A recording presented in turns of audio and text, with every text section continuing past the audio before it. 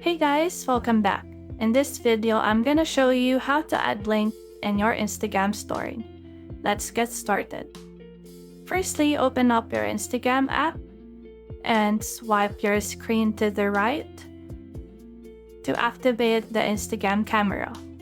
Make sure that story is selected at the bottom of your screen and take a picture or upload a photo or a video from your camera roll.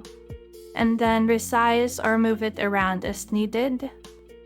And to add a link to your Instagram story, click the sticker icon at the top of your screen and select the link sticker. As for me, I already have a link copied to my clipboard, so I just pasted that link here and click done once you're satisfied.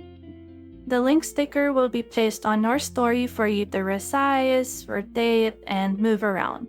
And again, once you're satisfied with how your story is looking, you can now share it to your friends. And that's how you can easily add link to your Instagram story. If you have found this video helpful, simply leave a like below or subscribe because it helps me reach more people. See you soon!